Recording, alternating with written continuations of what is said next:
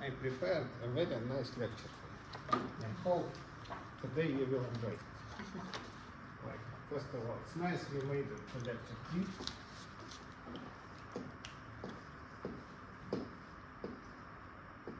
And it's nice that I don't need to reach the heights as I did in Parasite room.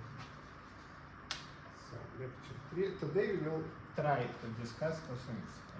I'm not sure whether you will be able to, but let's hope. So we will try to discuss geometrical theory of diffraction, like, to have a high level discussion. What is it?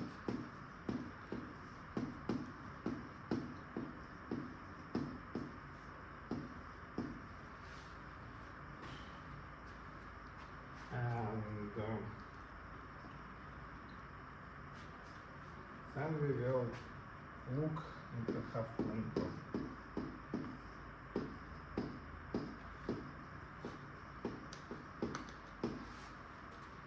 But yeah, I think we will start to look into half-plane problem today.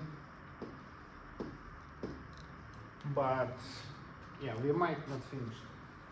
So, point 1, we will start from something which is known, like, it is 2 names.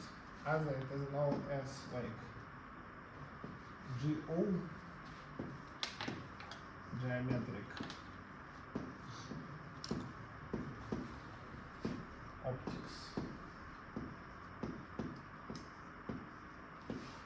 or it is known as approximation.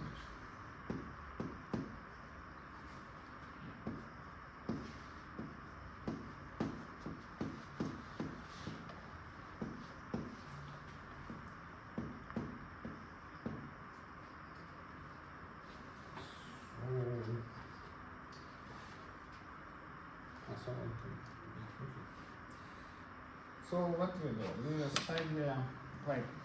will study more general equation than usual in grade 1. But we will not go deep, but let's, for the sake of general application, consider our media to be homogeneous. So we have some function n, which is known as our index of refraction, and let it depends on coordinates. So we have, basically it means we have some inhomogeneous media. And this is an inverse equation. I will stress the fact that n depends on coordinates, and like, for now let it depend smoothly.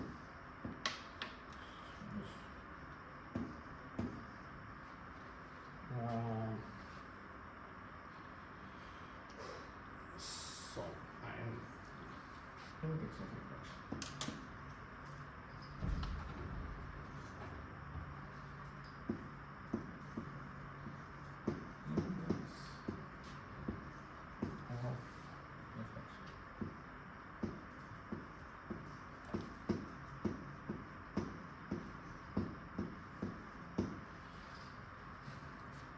So,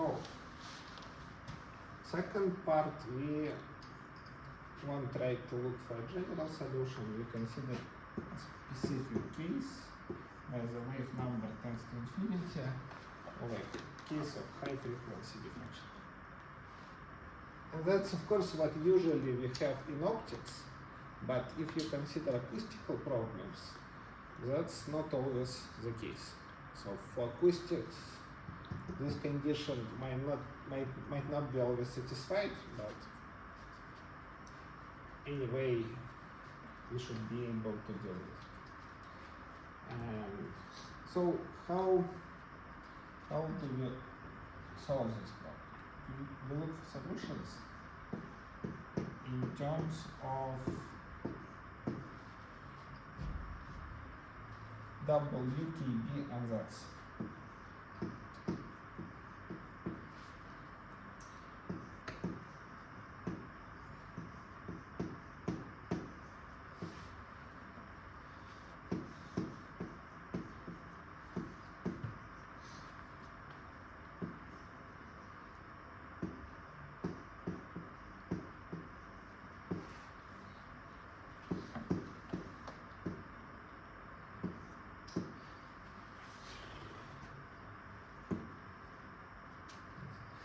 Have you ever heard about WK beams?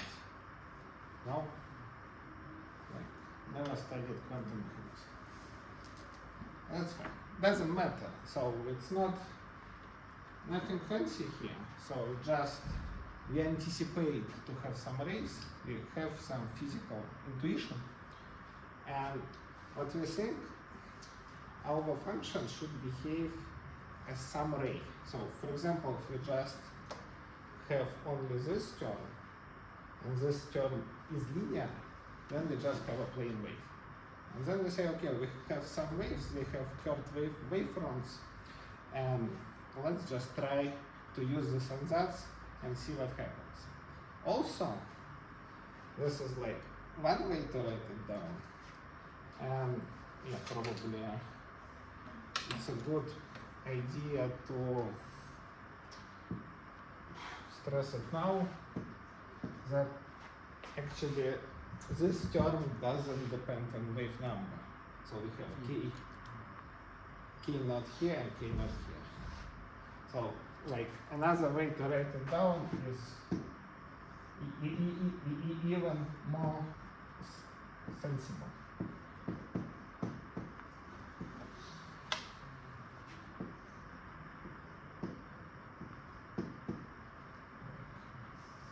Let's use the exact one. So I don't write all the terms.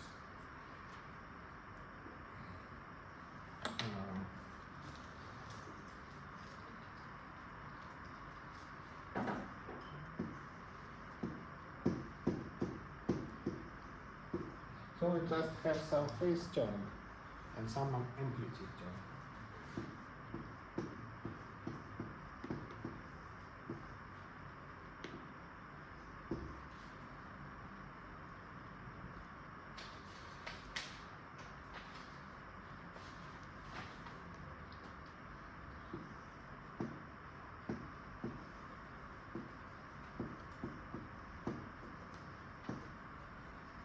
But anyway, let's substitute it like this into the equation, then collect terms which have the same power k naught and see what we get.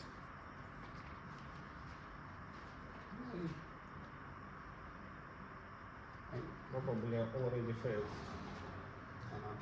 If I want to use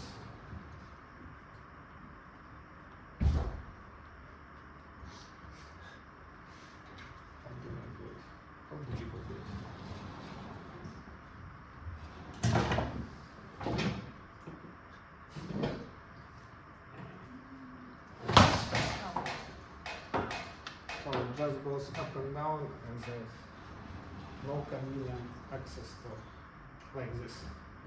So it's probably the only thing I can do. Yes.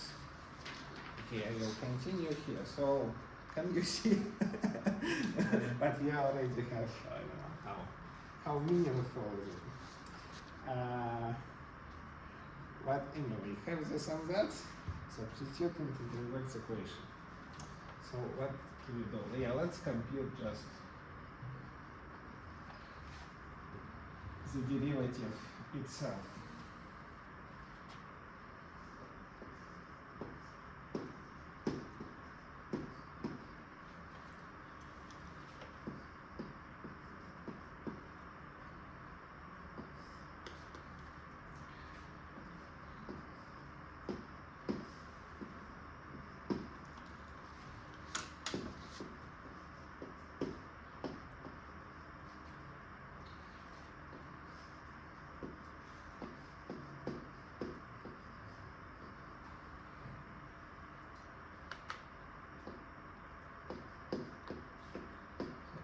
All other terms here.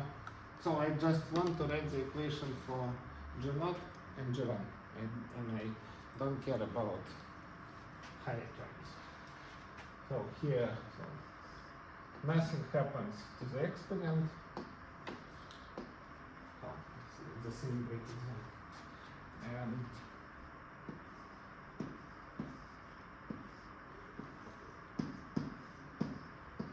sorry to bore you with these details. I have no doubts that you can compute derivative of an exponential. Don't take it as offense. It's just how I proceed.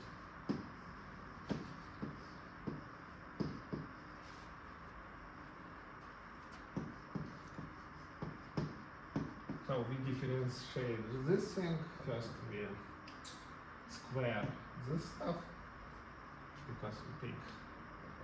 So we differentiate the exponential and now we have this.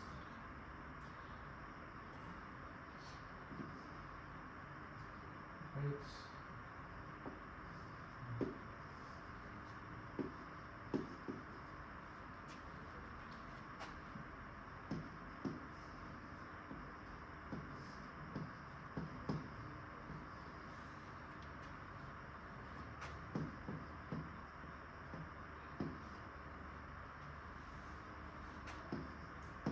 of course, I have same terms on y, so I just write on x, similar terms on y, and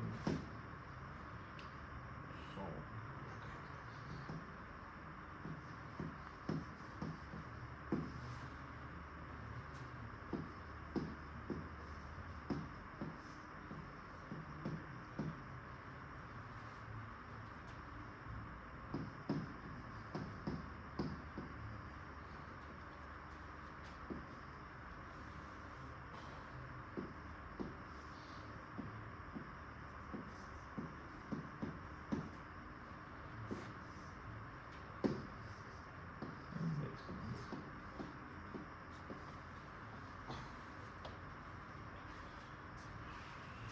So let's collect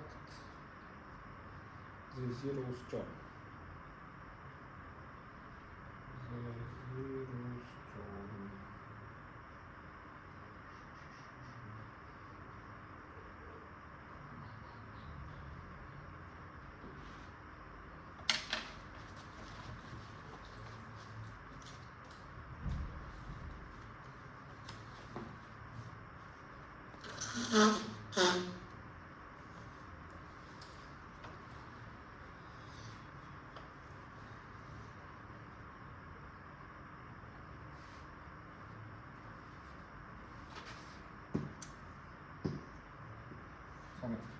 And square comes from here. And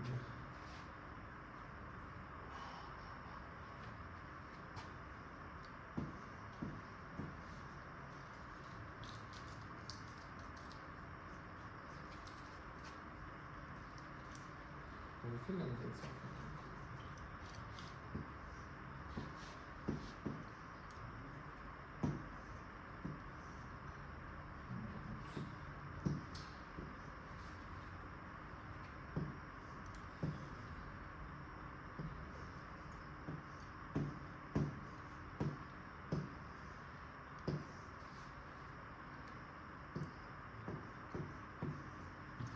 So this is the term around k naught square. Okay. It's just my notes have some mistakes.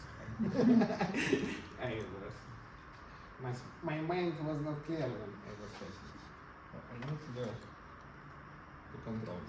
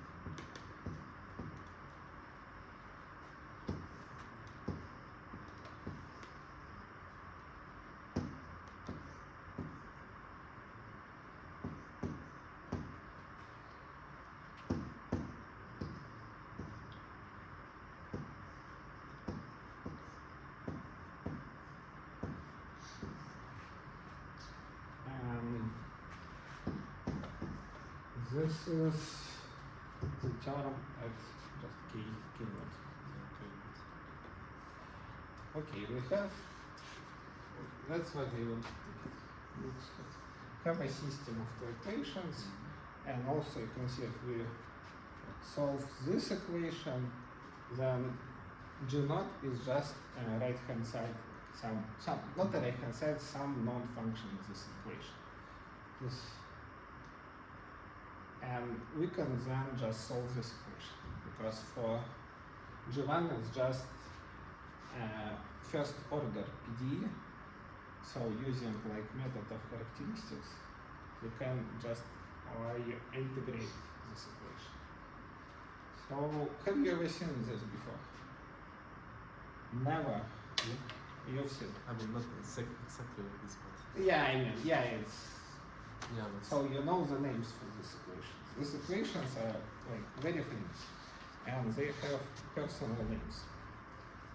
Also, probably I should rewrite them in vector form, which is mono.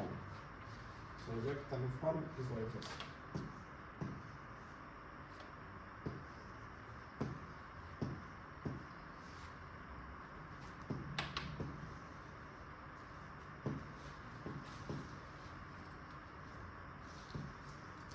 And square or like this.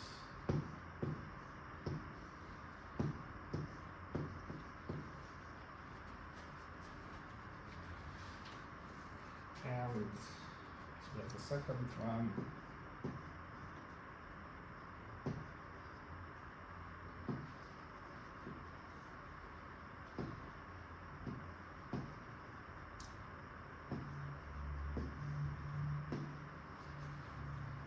So if you've never seen them before, it's a good thing. That's something you I suppose wave people expect you to know. And more or less understand how it works.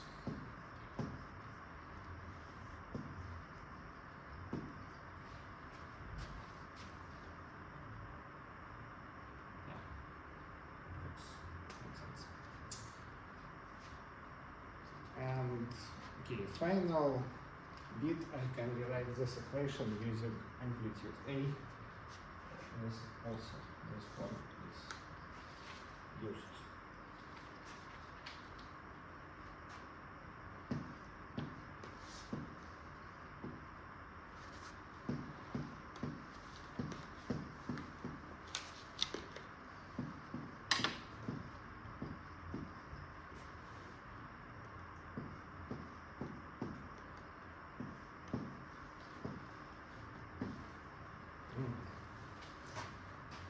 So what's the name for this one?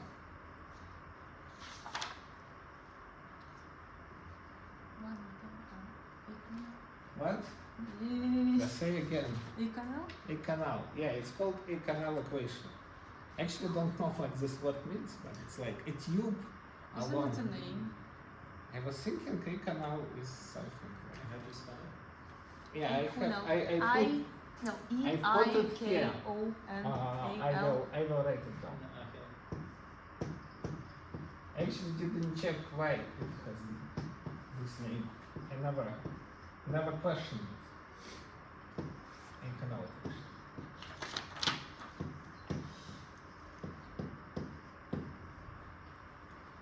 And No, it's not a name. yeah, it's not a name. I think it has to do with race. From Greek, eikon, Yeah. which means image. Something Greek. And the second one is random.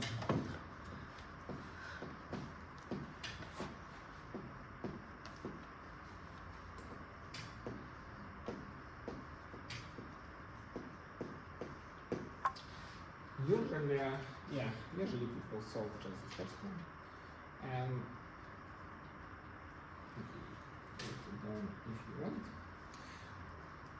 So yeah, let's analyze them slightly. So in this form, we see that G naught is a phase function just by definition. And we have some vector fields. So there is like a vector field nabla G, which we can compute because this function is known. And if we have a vector field, we can define something which is called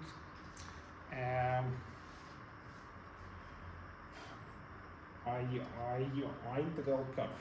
So basically we integrate this thing along some curve and we get a value of G naught on this curve. Makes sense?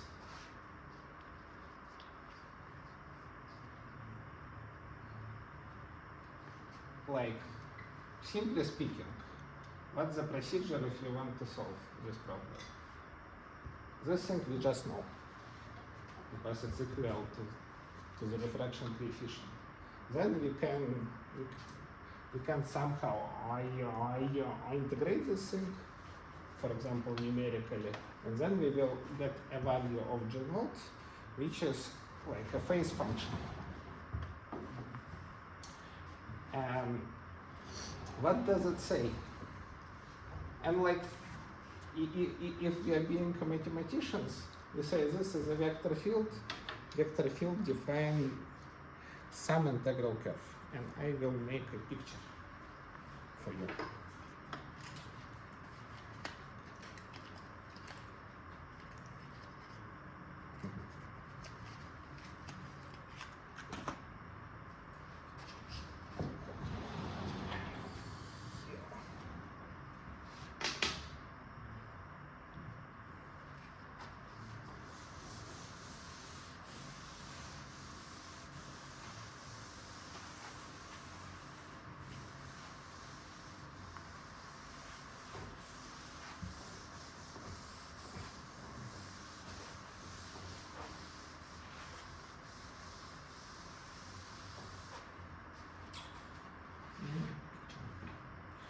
So we have a bunch of vectors which are defined everywhere. And then we draw a curve for which at each point tangent to this curve is nabla G naught.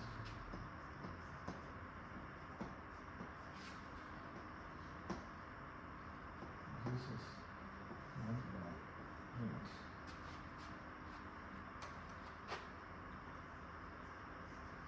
Thus, this curve is G naught.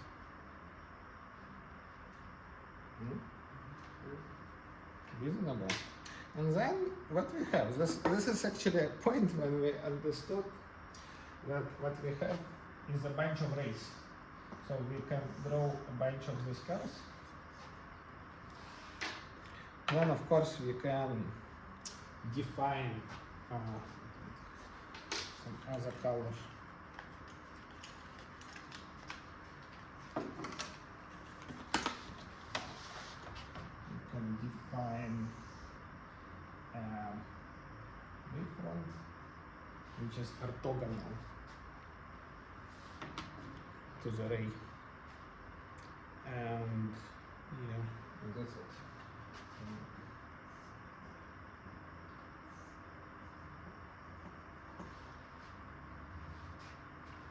That's basically it for the solution of this equation.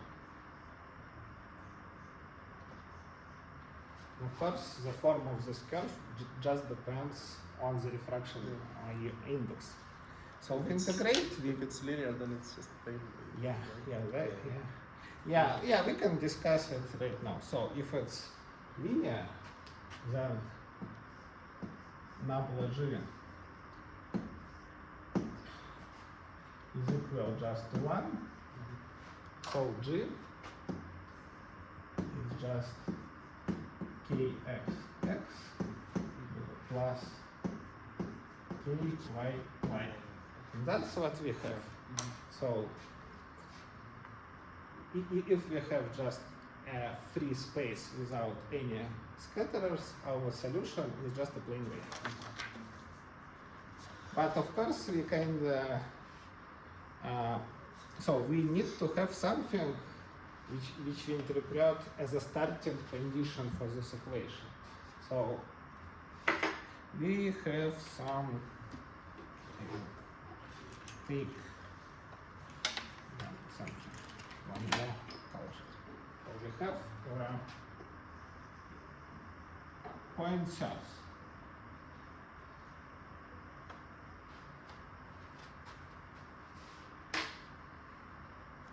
And then we just starting condition for each ray. We have a starting condition which just says that ray starts from this point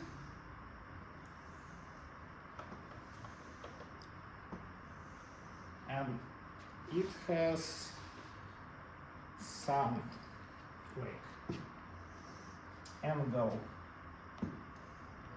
phi with, for example, x axis. So we have two parameters: starting point and angle of shooting. And usually for this thing s phi and a coordinate along the ray, it's called s.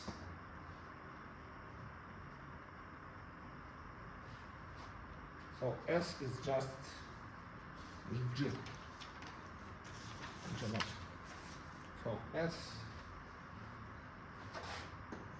equal to g naught. And phi is like arbitrarily chosen. And I will not also much discuss it, but you should be aware. When somebody says take a pair like this, they call it ray coordinates.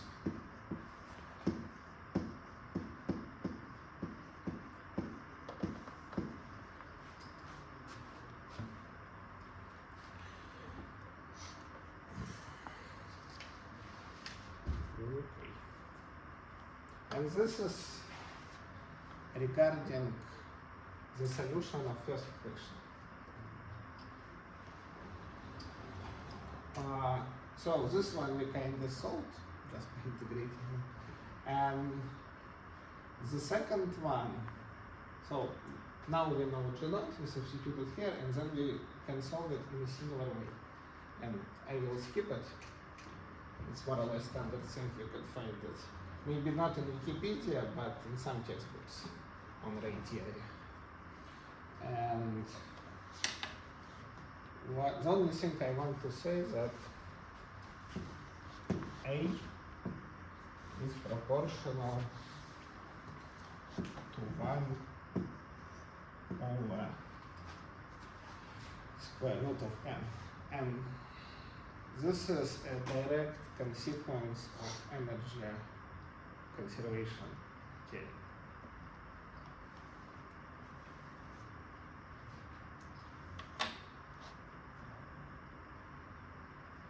So yeah, as we said, and this is point where we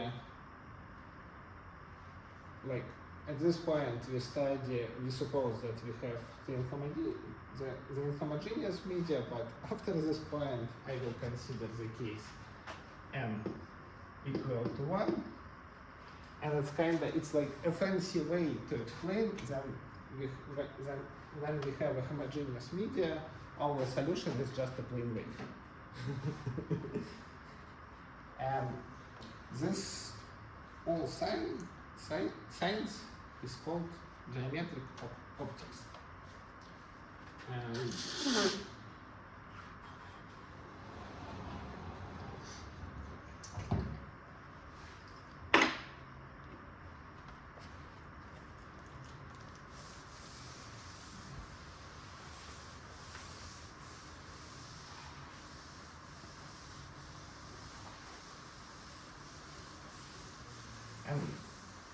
once you do it, you actually don't need to integrate anything. You just follow a simple set of rules and you can solve any problem for inhomogeneous media if the inhomogeneity is smooth. If it's not smooth, yeah, that's another question. Then it's a proper diffraction problem. But you can do just fine if n has like jumps, because it's just a contact of two media. You can obtain Rayleigh formulas, and then you just compute reflection and transmission coefficient and continue using the canonical equation in each media. So, but following Greeks, I want to write down postulates.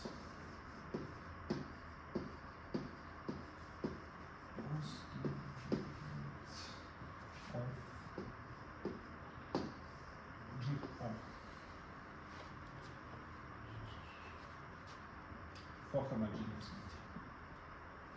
For homogeneous, wave field travels in straight lines in homogeneous media. So, straight lines.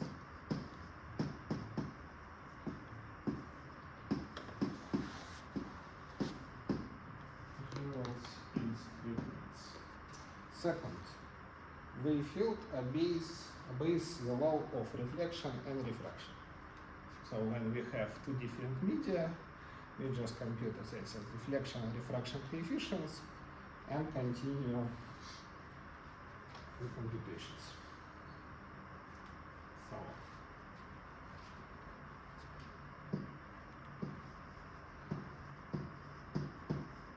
reflection and refraction.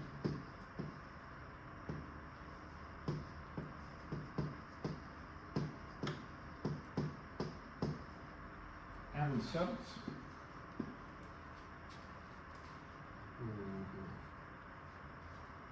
no, that's it. Only. For me only. And okay, that's of course not why we are here today. We want to do some theory of diffraction. This is just a fancy for your introduction. Okay, let's continue with this. And introduction. So, how we like what we will do when we will have edges? For example, I have play. Then a smart guy Keller in 1962 come up with GTD, geometrical theory of diffraction, 1962 Keller.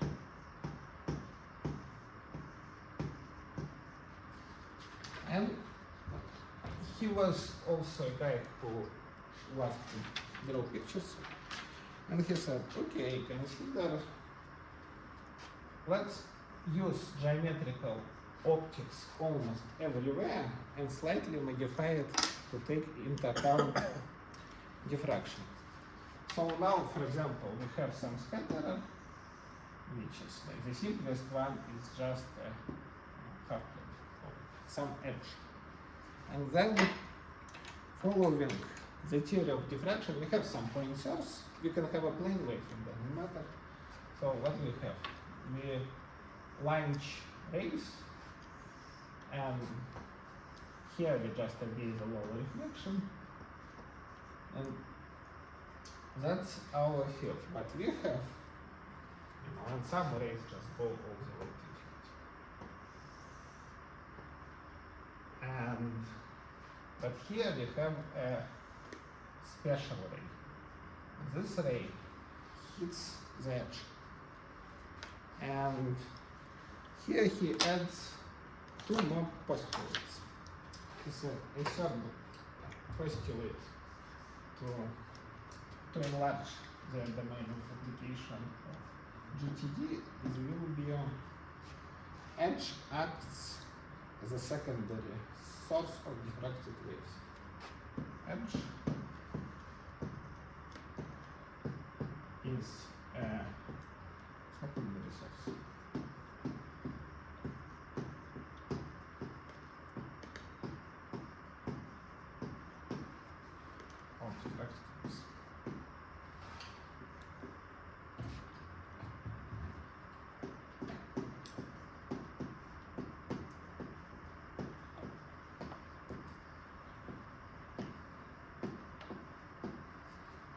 So nothing fancy about it. It's a simple idea.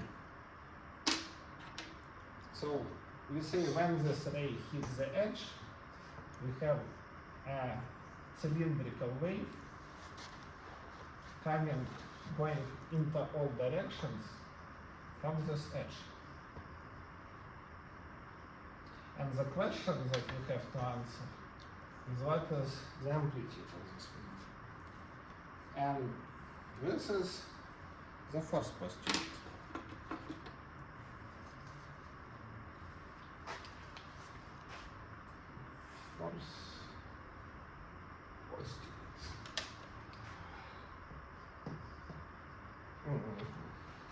Amplitude of diffracted wave, of this cylindrical diffracted wave, is determined by diffraction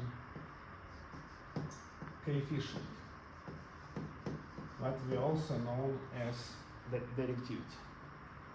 Do you remember we were introducing directivity last time?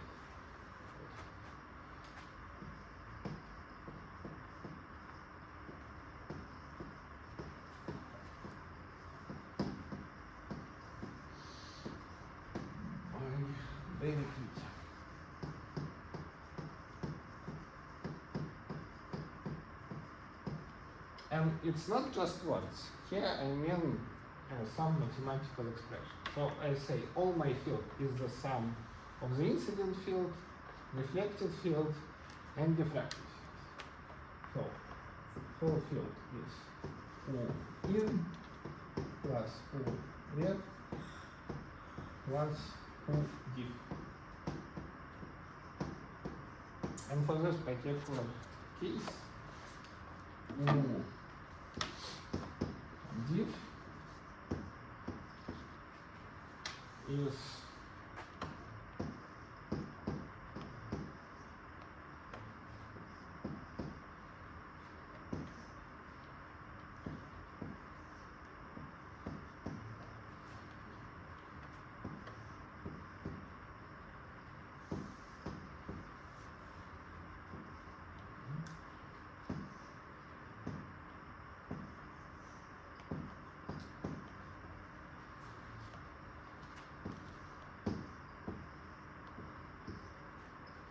here R0 and Phi0 are local coordinates.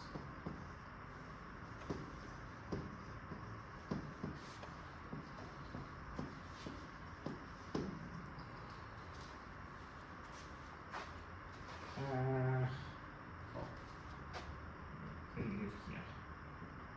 This is R0, this is Phi0. And that's approximation to the exact solution given by geometrical theory of diffraction.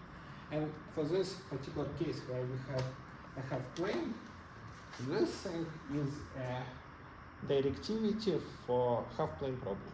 So if we solve the exactly the problem of diffraction for half plane, we have a solution for this one, but it's kind of trivial because this thing is just a half plane problem. But of course he didn't mean to apply it for the simple case. He meant when we have a bunch of scatterers, so to make things more interesting I need to write down second scatterer, and then purely analytic approach becomes highly non-trivial. So you can do something analytically here, but solution is not simple. And it's not exact.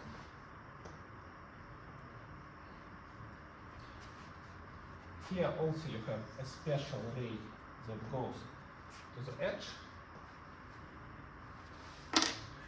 And then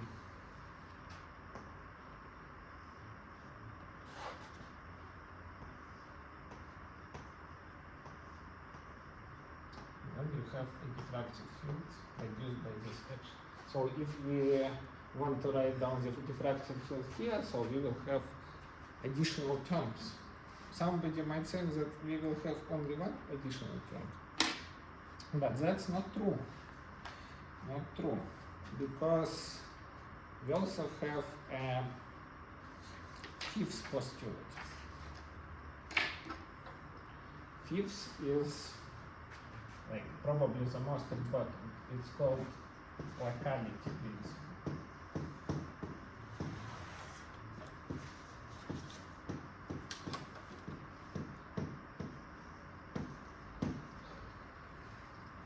And locality principle says that diffraction depends only on the local geometry and properties of the object.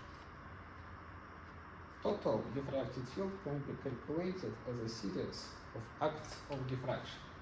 So what it means, we have a special ray going here, but then from here, like one of these yellow rays, it will go here. And something which is known as secondary diffraction will happen. And then a ray will go here, and we will have a diffraction of third order, and so on. So it means that here we will have a series of the infinite number of terms. And this series also has a name, and I will probably write it down.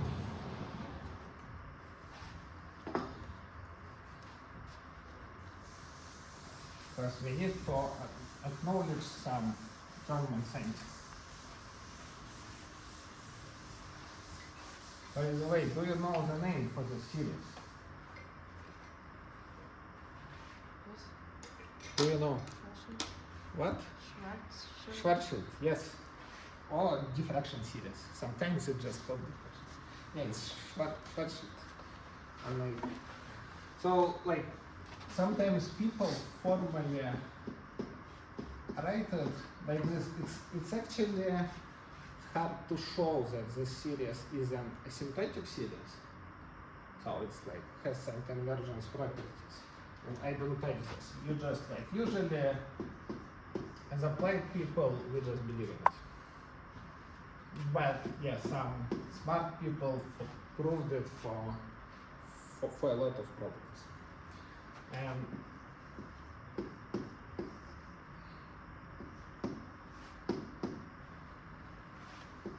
that's how it's written down.